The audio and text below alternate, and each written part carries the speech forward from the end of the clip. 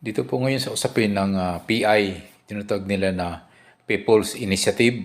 At ito ngayon ay tinalakay ng mga senator at kasama po dito yung ilang kongresista at itong si Rodante Marcoleta. Ito po ngayon ang isa po ngayon na ito'y tinutukoy po na isang nagmastermind o utak ng People Initiative at ayon niya kay kung Dante Marcoleta kung ito ay mapatunayan na si Tamba yung utak nito ay hindi ito mangimi na sasabihin niya na you step down at mag-resign ka na sa inyong kinalalagyan. Yun po yung ngayon ay nagpalit kuro-kuro ang mga senador. Nandyan si Senator Coco, si Senator Aimee, si Senator Bato at Chase Escudero at marami pang iba. Pakinggan po natin yung kanilang pag-usap regarding sa People's Initiative. Congressional hearing ultimately found that the Speaker is the one who spearheaded this. Speaker is the one who spearheaded this or funded this initiative. I will probably request him to step down.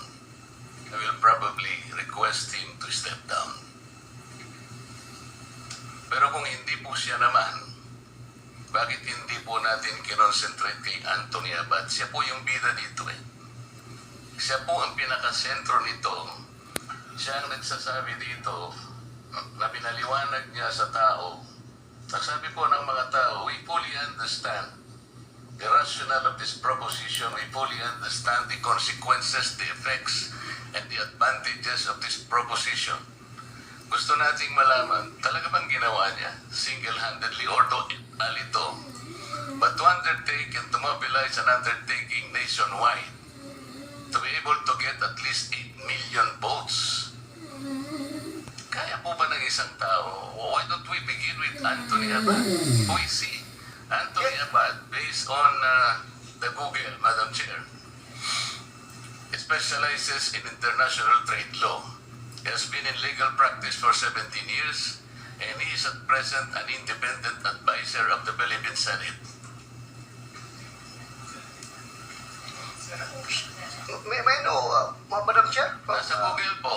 At Kung sino, nakalagay din po sa Google, he took his oath before the office of Senator Aquilino Pimentel. Nasa Google po. Kaya kailangan po nating makita lahat eh. Sa Google po yan. I was also shown that picture pero hindi ko ma-date eh. Mukhang bata pa kami nun eh. So must have been years ago. And if you're talking about this, that if he is also that Anthony Abad named in the signature sheet, so we're assuming a lot of things. Pero right now, he's not a consultant of my office. But, so pasiputin natin itong Attorney Anthony A. Abad. So, Triple A. Yes. Attorney Anthony A. Abad. So, para malaman po natin. And if that person seen in the picture taking an oath before me, if he will admit that he is the one, then we're talking about the same person. But he's not a consultant of my office, so I don't think he's also a consultant of the Senate. Wala. So maybe that was siguro part of his biodata. Siguro once upon a time, baka nangyari yun. So, and then, since andito na rin tayo sa topic na ito, the burden is all with Attorney Anthony A. Abad because Ni Anthony Abad. Maybe we can ask questions directly from this guy. Hindi yung mga nakatagib ang mukha. They're so brave enough not to be able to expose their faces in the public. I'm sorry, Mr. Senate President, but I read your rules on evidence. If the substantive rights of people affected in this hearing, they should also be protected. How can we, for example, confront the accusers if they are all masked? Hindi po ganito. I am not defending the Speaker of the House of Representatives. I will repeat this. I am not defending the Speaker of the House of Representatives. I will repeat this. If this if this investigation will find out na siya po ang nagpondo, I will politely ask him to step down. I will politely ask him to step down. Pero alimbawa po kung ito'y ginawa ni Anthony about out of exasperation, out of frustration, because I think for the longest time, the House of Representatives have been inviting the Senate to meet with us on a constituent assembly, and the Senate repeatedly refused us. This is on record, Madam Chair. Kahit kailan po hindi natin magagampanan, hindi natin magagamit yung isang modality to change the Constitution, which is the Constituent Assembly. Every time an invitation is issued to the Senate by the House, ang answer po, dead ma. Dead ma. So kailan po natin gagamitin ang Constituent Assembly? We cannot. It's impossible. Sa sinasabi ng Senate, well, ang dami pong ano eh. Okay, bago kami makipag-meet sa inyo, you will have to agree that separate voting. Ganun po palagang nangyayari. Dito po ang nangyayari. Ako po matagal na sa Congress. Nung hindi ako nagkakamali, Madam Chair, panahon pa po ni Speaker Belmonte, pinag-iisipan natin to. Restrictive economic provisions, blah, blah, blah, blah, blah, blah. But we never agreed just to meet. Alam po ninyo, Madam Chair, ang pinag-uusap, mag-meet lang po tayo. Tsaka na po natin pag-uusapan kung yung 3/4 is voted separately or not. Yes, Madam Chair. Pero Yes, wala I po think, tayo. Tama observation ni Attorney Marcoleta, but that cannot be forced. If the Senate does not want to amend the Constitution through a Constituent Assembly, the House cannot force it. Ganun lang po yung as simple as that. So therefore, No one is forcing, Senator.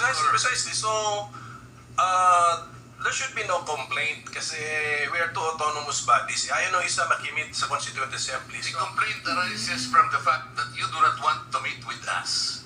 So ang question, how can we make use of that particular Yes. modality? It is the first modality. Yes, that means that the present composition of both houses cannot avail of that mode kasi ayaw nga nung isang house makimit. So, ano na po yan? That's a political question, gamitin sa issue sa election. Pero, our problem with the PI is yun na nga. Therefore, we suspected some politicians to be behind the PI because ang tinutumbok ng People's Initiative is the procedure sa Constituent Assembly. That's right. And changing the natural meaning of that section. Madam correct. Chair. So that's that. With all due Yan respect yung to flow, yes. Congressman Marcoleta, that's likely a subject of another hearing and another meeting and perhaps a more confident and benign meeting of the minds at another time. Madam Chair, Right now, I can see all my colleagues jumping out of their seats to contradict us, but let's not hijack this hearing. Let us proceed with the Can we now fix the identity of Attorney Anthony A. Abad? Can we show the picture to Mr. Onyate and Attorney Abisado if we're really talking about the same person at Attorney Garbin?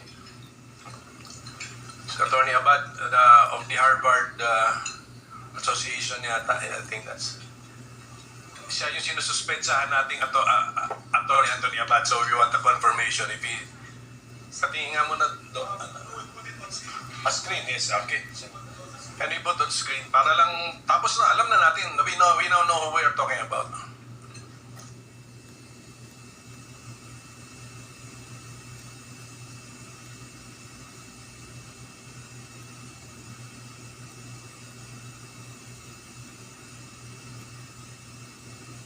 Ito na nga mga kabayan.